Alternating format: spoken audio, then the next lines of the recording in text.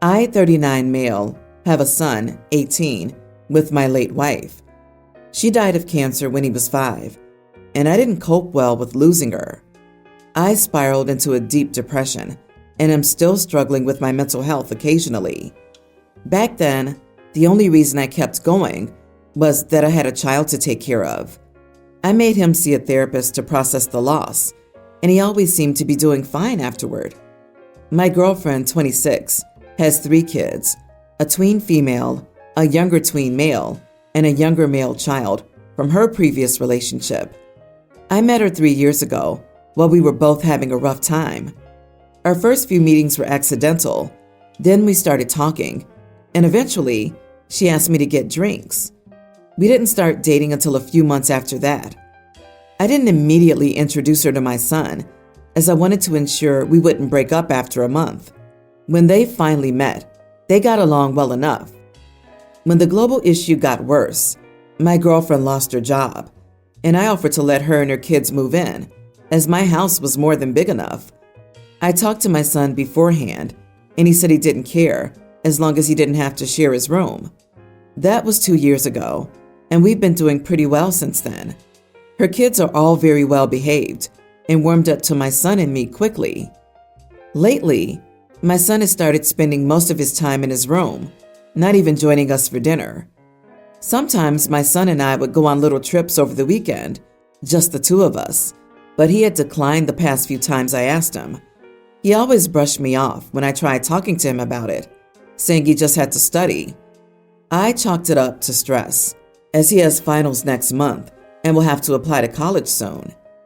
2 weeks ago, we found out that my girlfriend is pregnant. We didn't plan on telling the kids so early, but her daughter overheard us talking a few days ago, so we decided to tell them all yesterday. The younger ones were all very excited, but my son stayed quiet, looking angry. When I asked him what he thought, he blew up at me. He started yelling about how much he hated my girlfriend and me, calling her a gold digger and a prostitute, and insulting her children while they were still in the room. I've never raised my voice at my son, but I just snapped. I yelled back at him and told him to get out of my house and come back when he was ready to apologize for what he had said. About an hour after he left, I got a call from my sister-in-law yelling at me about how I abandoned my son and replaced my wife with a prostitute, and how the child probably wasn't even mine anyway. I hung up on her and texted my son that I wanted to talk to him, but I'm currently blocked. My girlfriend thinks I might have just been a little harsh, but ultimately did the right thing, and that he'll come around again. I just hope I haven't ruined my relationship with my son. Should I apologize to him and beg him to come back and try to work this out? Or should I stand my ground on this one? Edit. My girlfriend was no longer working as a dancer at a club when we met. My son was never supposed to find out about it, but my wife's sister kept digging around and tried breaking us up by telling me, and when that didn't work, she told my son. So he and I discussed that, in which he said he didn't care about it, and also promised not to gossip to his friends. So you, as a man in your late 30s, got with a 23-year-old with 3 kids and moved her in, and you're surprised that your son is struggling with the change and kicked him out. You are the idiot for multiple reasons. If both son and sister-in-law think girlfriend is cheating, don't you think there's a reason? Don't start doing too much math, because you'll notice by the time that girlfriend had the 3rd kid, she was basically OP's son's age, and now girlfriend is knocked up again. His girlfriend is 8 years older than his son. Dad is 13 years older than his girlfriend. How ridiculous to expect the son to respect this relationship. Sorry, Dad. Like you, your son still has issues after his mother died, and you're crapping all over him when you should be supporting him. Yeah, there's no way I can spin this where OP isn't the idiot. OP, your son actually has your best interest at heart, but you're blinded by lust. You evicted your 18-year-old son with no notice because the son was rude to your girlfriend. You kicked him out into the world with no plan, seemingly no source of income, and no time to make any arrangements. Your own child. He's right. You are blind and replacing him. LOL. He's clearly prioritizing his 26-year-old girlfriend over his son here. OP's girlfriend was 23 when she asked out a 36-year-old widower with a child only 8 years younger than herself. Miraculously, gets pregnant with child number 4, then tells him kicking out his son was the right move, which just so happens to leave her kids and future kids as the house's sole dependents. I think she was called a gold digger because she is a gold digger. This is actual Disney-level evil stepmom type stuff.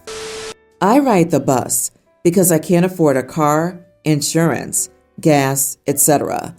I'm a 19-year-old female and I live in the US, for context. A couple days ago, I was on a bus that wasn't that busy, not empty, but there were multiple unused seats and no one had to stand. Also, I had just gone shopping and had heavy bags that were hard to carry and hardly fit in front of my legs. So I sat in one seat and placed my bags on the seat next to me, essentially taking up 2 seats on my own. Since it wasn't crowded when I got on, I didn't see an issue. And as I said, the bags were super heavy and hurt to carry, so I wanted to set them down. The bus ride was long, and as it went on, more and more people got on the bus. It eventually got pretty crowded, to the point where some people had to stand up. I didn't ever move my bag or offer the seat to anyone. In my experience, most people don't want to sit next to strangers anyway, and a lot of the time, people will end up standing instead of sitting in an empty seat next to someone they don't know. Also, no one said anything to me. At the last stop, which ended at the bus station, where pretty much everyone was getting off, someone passively aggressively told me, "You could have moved your bag and not been inconsiderate and rude. Everyone wants to sit, not just you," or something along those lines. I didn't really respond because I didn't know what to say. The person who said that never asked me to move my stuff, and if they did, I probably would have. So I don't understand how I was being rude. They could have asked during the ride instead of insulting me after it was already done. Buses are also generally first come, first serve, so I think my behavior was normal. Am I the idiot? You are the idiot. Don't wait for someone to ask you to do the right thing. Once the bus started getting more crowded, to the point where people were standing, you should have moved your bags. You shouldn't have to be asked to do so. It's just common courtesy. Wow, I really thought this would be another one where some creep made her move her bags when there were empty seats because he wanted to sit next to the young girl. But nope. As soon as the bus fills up, you move your stuff. You might rather stand, but many people would way rather sit. I have a feeling this incident is the first time OP has ever been held accountable for anything in her life. People don't want to sit by a stranger meant I don't want a stranger to sit by me. How can you be 19 and not understand that this is incredibly rude and selfish? You can't use the seat for your stuff while people are standing. You should have cleared the seat without having to be asked. You should have moved your bags to your lap to give someone the option to sit down. I'm sure that if you were one of those people standing up on a crowded bus, you'd want to sit down and relax. I'm male 26, dating Evelyn, female 23. We've been together for 3 months, and we've known for 5 months in total. We used to go out a lot together. Neither of us has kids or someone to look after, so after work, we're free. I have a better job than her. She makes a bit above minimum wage. After the first few dates on which we shared the bill, I started paying for dinner and entertainment when we went out. I don't mind it. I know she struggles with money sometimes. However, this week my brother asked me to loan him some money because his car broke down, and he gets paid monthly. He'll give me the money back when he gets paid. As I get paid every 2 weeks, I had some extra money, so I lent it to him. I'm doing good on money until I get paid again. However, now I don't have lots of money to spend on dates for now. My girlfriend knows about this. My girlfriend invited me to see a movie and then have dinner. I paid for the movie tickets and snacks. After the movie, my girlfriend picked a restaurant and we had dinner there. When the bill came, I asked her to pay because I had already spent money on the movie and I didn't have enough to pay for dinner too. She did, but she was upset. When we got into my car, she asked what had happened and why I couldn't pay. I told her about my brother's car again. She said she had forgotten about that. And then she said she struggles with money and I shouldn't have let her pick an expensive restaurant if I wanted her to pay. I dropped her at her house and she hasn't been answering my texts since. I know that her money budget is tight. Maybe I should have told her before the fact, not to blindside her. Not the idiot. It would have been nice on your part to discuss before the date what bits you could pay for. That said, you've been paying for entire dates several times, so it should be okay for her to pay for part of the date once. From your story, it came across as though she sees your money as free money to indulge in. When I go out, even if the other person is paying, I make choices based on what I would be comfortable paying. I wouldn't treat the other person like their money was a stolen credit card. I'd say bullet dodged. Avoid this person. Those are my thoughts exactly, minus the fact that the girlfriend already knew OP lent brother money and it was tight. Girlfriend invited OP to the movie and dinner. So by my deductions, it's her treat, especially considering my above statement. If OP's the only one paying for dates and his girlfriend gets mad that she must pick up some of the tabs for once, I hope OP knows he's an ATM by now. Oh, she invited herself to a nice free evening and an expensive restaurant. That's the part that got me. She had pre-spent his money, and it backfired when she had to pick up the tab for dinner. And now she won't respond to his text. Wow, splurging on someone else's dime is classless. This girl will be very expensive and not care or remember your issues. Probably best to stop, drop, and run right now. This is a vision of your future. People like this don't change. My parents have me, nearly adult female, and Shelley, nearly adult female. I'm their bio, and Shelley was adopted from foster care when we were 4. Shelley has physical and intellectual disabilities. My parents always wanted to foster and adopt, and I was a whoops baby, which is something they've been more than honest about since I was a teenager. My parents fostered Shelley for about 3 months before saying they would try to make it a permanent home for her, and they've said that they knew after 3 months she was the child they were meant to be the parents of. My parents could not manage Shelley and my needs together. She took up a lot of their focus. Most of the family resources were spent on her therapies, medical expenses, and making her life as fulfilling as possible. She also got the best of our parents. They were so calm and loving toward her and were always willing to do whatever she needed. With me, they put stuff off far more. They never had the emotional energy left to be there when I needed them.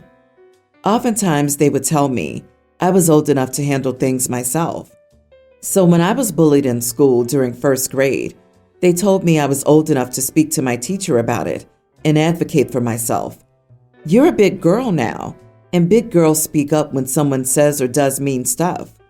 When a teacher made a mistake with my grade and didn't listen to me, they told me to go to the principal myself. I was a tween at the time. When I was homesick from school, I didn't get as coddled as most of my friends did when they were sick. I had to get up and get my own drinks, still had to eat at the table, and if I needed to be brought to the doctor, it would always be longer than it should be. My mom and dad both got scolded for that before by the doctors. I got my tonsils out as a kid, and my parents rescheduled my appointment a dozen times to fit it around Shelley's therapies or doctor's visits. They had me ask my grandparents for the money for a laptop for school because they apparently couldn't justify the cost. Now my parents want to go to an out-of-state wedding, and they told me I need to watch Shelley for 4 days because they're burnt out. I told them I couldn't do that. Their response was they had done it all this time and I was perfectly capable of taking over for a short period. I told them it was too much. They called it BS. I told them it was too much, and it was too much for them to handle too. And they took on too much when they adopted Shelly from foster care when they already had me. My parents lost their crap, and Mom told me I was entitled, selfish, and possessive, and should be over the fact that I'm not their only child right now. Dad said I was nearly an adult, not 7, and that I was too old to have that kind of attitude about the family. He then told me not to forget that Shelly was the child they always intended to have. They're still mad at me for saying what I did. Am I the idiot? Not the idiot. For your parents to show their love so blatantly with your fostered sister over you, their actual bio child, and then expect you to take over her care when they want a break. I have no words. Tell them that you'll call CPS if they pull a dump and run. Social services will take issue with the high needs minor being left in the care of a lone minor for 4 days. He then told me not to forget that Shelly was the child they always intended to have. I hope this doesn't mean what I think it means, because it sounds horrible. The best thing to do is to find a job so that you can move out at 18 and go low or no contact with them. They obviously don't care about you. It doesn't make any sense that they accidentally had an oops baby and then were like, you know what we should do? Take on a way more difficult child of the same age, by choice. Also, I note that you were 4 years old when your sister was adopted. Were your parents fostering her from birth, or did she only come into their lives after you'd been born? Something is missing from this story. OP, trust and believe that their contingency plan for Shelly after they die is you. After what they said to you, I'd ensure they know to make other arrangements. That's often what happens in these situations. The sibling that was neglected by the high needs or disabled child is expected to care for the disabled sibling after the parents die. I, 51 male, have been married to my wife, Diana, 49, for 25 years, and we have 3 kids, Johnny, 24 male, Sally, 22 female, and Hank, nearly adult male. Sally's decided to drop out of college with 1 year left. Both Diana and I were shocked when she told us that she'd been obsessed with her field of study, biology and ecology, since she was 12. We asked her why, and she said that she and her friend would start an online business, and she doesn't feel she needs the degree anymore. I will admit that I was angry since I paid for most of her college, and she only had 1 year left. If she were a first or second year, I would have understood, but the finish line is literally just around the corner for her. She asked if I would give her her last tuition payment as an investment. Important to note here is that my wife and I have been putting money aside for college for our kids since we decided to have them, and made sure they knew that we'd help them pay their way through college. I told her flat out no. That money was for college, and that's what the agreement was for when she got into college. I do not support this decision, and I'll not let her throw away the past 3 years for something like this. My wife agrees with me on this and has been trying to persuade Sally to change her mind for the past few weeks. Sally thinks we're being unfair and reneging on our promise, and we're idiots for not supporting her. Are we? Heck no! You're not giving her money for an investment. She wants to start up some business. She raises the capital. Simple as that. Not the idiot. Oh, and Sally thinks we're being unfair and that we're reneging on our promise? What promise? I don't see a promise. There may have been an implied promise to put her through college, but she's decided to forego that. Therefore, the money reverts back to you. The nerve of this girl. If it's an investment, he should get equity. OP, how much equity are you getting in the company? I wonder if Sally even knows what equity means. That would say a lot about how much she knows about, realistically, setting up a business. Someone is feeding her terrible information about how life works. I bet $1,000 this drop out and get the tuition money is 100% the friend's idea or MLM scam. She's being manipulated and will regret it soon. I was thinking the same. Sounds like the friend roped OP's daughter into being her downline. That is your money, not hers. You saved it to be used for a purpose, for her education.